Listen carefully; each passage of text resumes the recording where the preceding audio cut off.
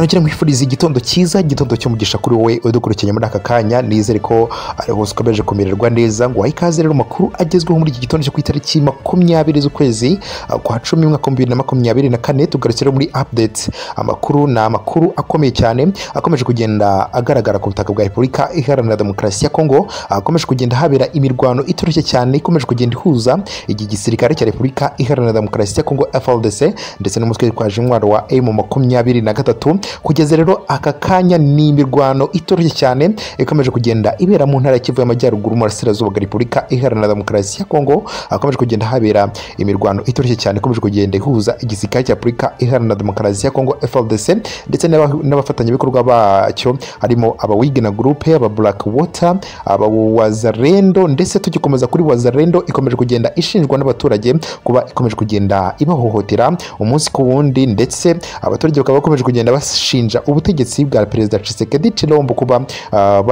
babushinja uburangare bitewe nuko ibikomeje kugenda bibakorerwa nibibaho atari ibintu byino. Ibintu rero bikomeje kugenda bibera mu burasirazuba bwa Repubulika Iharanira Demokarasi ya Kongo.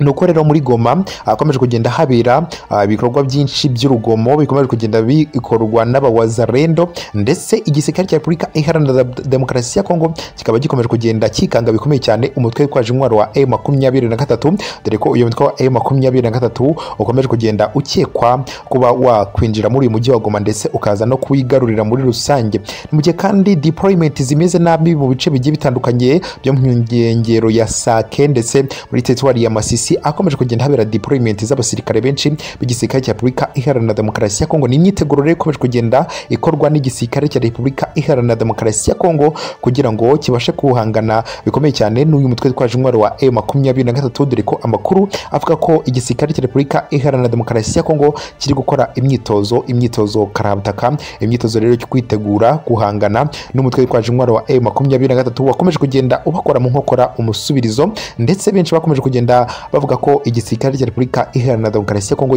gifite imbaraga nkeya ndetse n'ubumenyi mu byerekeranye n'imirwanire haba ku butaka no mu mazi. Rero kugeza amagingo aya amakuru atugeraho nuko igisirikare cya Repubulika Iharanira Demokarasi ya Kongo kiri mu imyitozo karundura ndetse kongera ubumenyi. Reka nakire mugenzi wanjye ku butaka bwa Repubulika Iharanira Demokarasi ya Kongo atubwira n'andi makuru ari kugenda ahavugirwa mu bice bigiye bitandukanye bikomeje kugenda biberamo itsibaniro ry'imirwano. Reka mwakire bwana Aimable ikaze. Amakuru adasanzwe tubazaniye rero M23 yakomeje kurwana umukutirizo mu misozi ya hariya Iminova, aho urugamba rukomeje kugenda rukomera cyane nyuma yuko igisirikare cya Repubulika Kongo FARDC by'umwihariko abafatanyabikorwa babo abarundi SADC ndetse n'icyitwa Wigna Group bakomeje kuvuga yuko bagomba gukora buri kintu cyose gishoboka bagahangana n'uno mutwe ku rwego rudasanzwe. Ibi nibyo rero bikomeje gutuma M23 nayo mu rugamba ikomeje guhanganamo n'igisirikare cya Repubulika Kongo FARDC itari gushaka guhagarara ndetse cyangwa gutuza nk'uko bikomeje kugenda bigarukaho na buri muntu wese ukomeje kugenda arebesha amaso ibikomeje kubera kuri buno butaka bwa Kongo. Ni nako kandi nanone mu misozi y'Ibutembo icyitwa Wazalendo gikomeje kuzengereza abaturage, ubwicanyi bukomeje kugenda buvuza ubuhuha ku ruhande rw'icyitwa Wazalendo nyamuneka, ari nako nanone bikomeje gukorwa hano Ibutembo icyitwa ubwicanyi bukomera, ariko nanone igisirikare cya Repubulika Kongo FARDC nacyo kikaba gikomeje gukaza icyitwa deployment karahabutaka kuri buno butaka bwa Kongo. N'urugamba rudasanzwe rero, ni intambara idasanzwe ikomeje kugaragaramo icyitwa kwibazwaho cyane bitewe nuko buri munsi uko intambara igenda iba ni nako icyitwa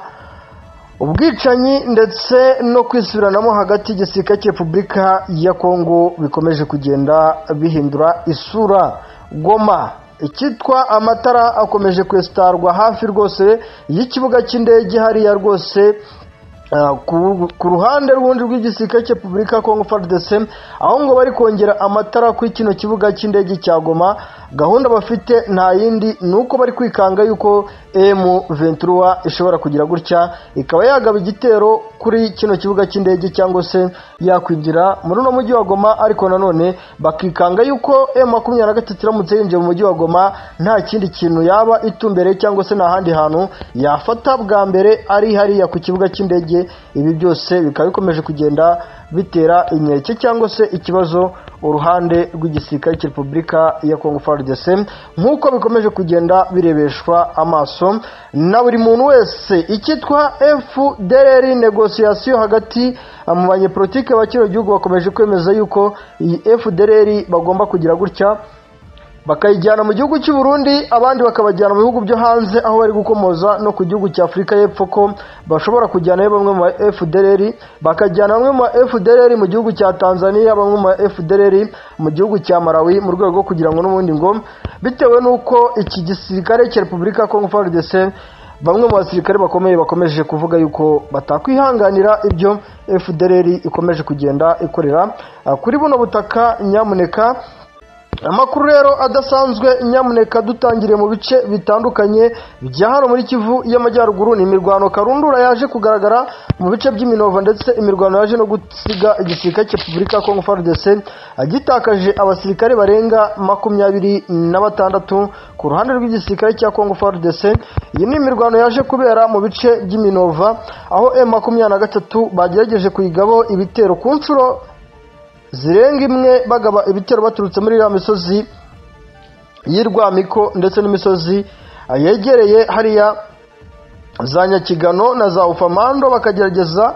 gutera M23, ariko M23 ibi bitero byaturutse muri ya misozi ya za Numbi ndetse na hariya za Ufamando cyangwa za Nyakigano M23 yaje kubiburizamo, ndetse bamwe mu basirikare benshi b'igisirikare cya Repubulika ya Kongo bahatakariza ubuzima. Iyi ni operasiyo yaje kuba rero M23 abasirikare bayiburijemo ni bamwe mu basirikare baturutse muri biriya bice bya Bitonga, ibice bya Karungu ndetse n'ibice byegereye hariya za Buragiza n'ibice byegereye hariya za Ruhegeri. Aha kandi M23 byongeye kuba aho nyuma y'uko ibitero bikomeje kuyigabwaho biturutse hariya mu bice bya Sud Kivu za Rwamiko ndetse na Karehe, imisozi yegereza Kabase ndetse n'imisozi yegereza Rufufu. Ubu M23 ikomeje kugira gutya rwose ikazana abasirikare benshi hariya za Kirwa ndetse na za Mufunzi kugira ngo irebe yuko iyitwa teritwari ya Masisi nyamuneka by'umwihariko mu bice byegereye hariya Iminova bashobora kuhacunga umutekano cyangwa se bakaharinda, bitewe n'uko igisirikare cya Repubulika ya Kongo FARDC gikomeje gukora buri kintu cyose gishoboka ngo kigabe ibitero kuri uno mutwe wa M23, ndetse no ku ruhande rw'igisirikare cya Repubulika ya Kongo FARDC gikomeje kuvuga yuko kigomba gukora buri kintu cyose gishoboka maze ubundi kigatera uno mutwe cyangwa se kikihemura kuri uno mutwe, bitewe n'ibikorwa byinshi uno mutwe wakomeje kugenda ukora ibitendo karundura. Kandi nyuma y'imirwano rero yaje kubera mu bice byegereye hariya za Rushinga hafi y'imisozi nka Kirorirwe cyangwa Kishanga, imirwano yaje kubera muri biriya bice by'Isake ikaza no gusiga igisirikare cya Repubulika ya Kongo FARDC agitakaje abasirikare benshi cyane. Ibi byose rero bikomeje kuba ikibazo ku ruhande rw'igisirikare cya Repubulika ya Kongo FARDC, bavuga bati se turakora iki ko tubona umuhanda Sake Kishanga kufungura biri kutunanira, M23 ikadutega mbusi hariya za Kindutsi, ikadutega mbushi hariya mu misozi ya za Oso ndetse na za Kabingo. Turabigenza gute ko urugamba rutoroshye? Uru ni urugamba rero rwaje kuberera Rushinga ruza no gusiga igisirikare cya Repubulika ya Kongo FARDC agitakaje ku bwinshi, nk'uko amakuru dukomeje kugenda tuyakura ku mirongo y'imbere ku rugamba, kandi amakuru yizewe neza 100% nk'uko dukomeje kugenda tubibona umunsi ku munsi. Ni nako kandi nanone mu misozi itandukanye hariya rwose i Butembo hakomeje kumvikana icyitwa ubugizi bwa nabi bw'icyitwa Wazarendo, bakomeje kwirara mu baturage rwose bakabahemukira cyangwa se bakabababaza. Ibi nanone M23 ikomeje kubishyira mu majwi ivuga yuko ngo itazigera yihanganira na gatoya ibikomeje kugenda bikorwa na bamwe mu Wazarendo muri no misozi ya za Muhayirwa, imisozi nka za Vutetse ndetse n'imisozi ya hariya za Vuhira, utibagiwe imisozi nka za Kivesiya no mu misozi ya hariya za Kitwa na hariya za Kikiyo, utibagiwe za Maboya kuri uriya muhanda wegera za Maboyo cyangwa Bitongo usatira ibice bigana za Beni. Nyamuneka utibagiwe za Kabasha, za Karibumba ndetse na za Mahungu. Utu ni uduce n'ubundi twegereye Ibeni hafi y'aho igisirikare cya Repubulika ya Kongo FARDC kigerageza guparika icyitwa Antonov cyangwa se bagerageza gushyira ibikoresho ndetse banadeployinga abasirikare maze ubundi bakimanukira muri iriya misozi itandukanye y'Ubutembo, aho igisirikare cya Repubulika ya Kongo FARDC gikomeje kuvuga yuko ngo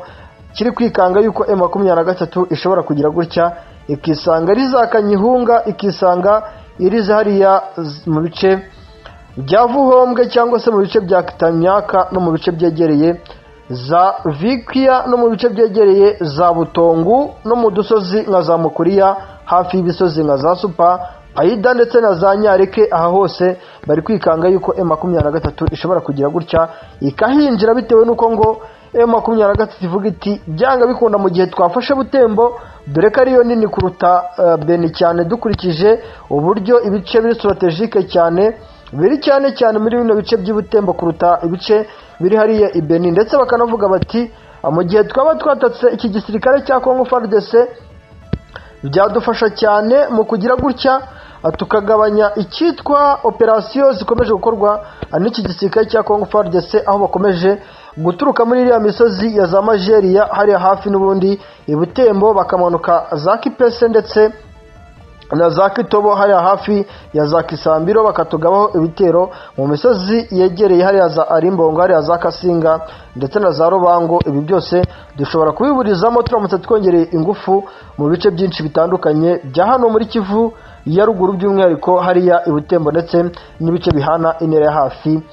n'ahitwa Rubero. Ni inkuru zidasanzwe rero, ni urugamba rutoroshye inshuti muvandimwe, ndakubwiza ukuri yuko ibikomeje kugenda bigaruka, intambara ikomeje kugenda ikomera cyane kandi ikazana udushya dutandukanye n'ibyo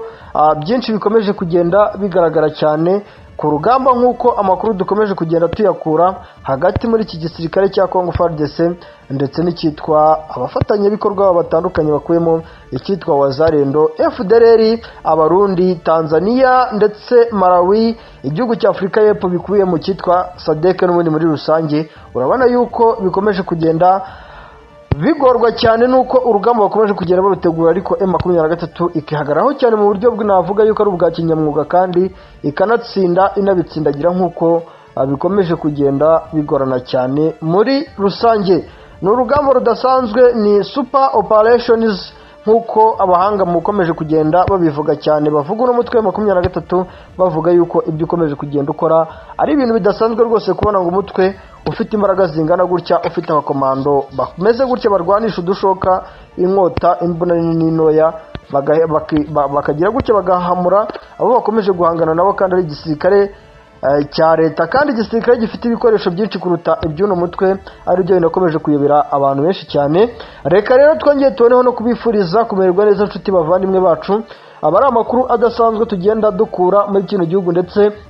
dukesha benshi mu bari hafi aho imirwano iri kubera, kugira ngo n'ubundi tujye tubahereza amakuru aba yizewe neza 100%. Jya wibuka gukora subscribe, like, share and comment kugira ngo tumenye neza ese ibyo mukeneye ni ibihe cyangwa se ibitagenda neza ni ibihe, kugira ngo n'ubundi tubonereho kuzana amakuru agezweho ku muco n'igihugu cya Kongo dufite morale idasanzwe ndetse n'imbaduko.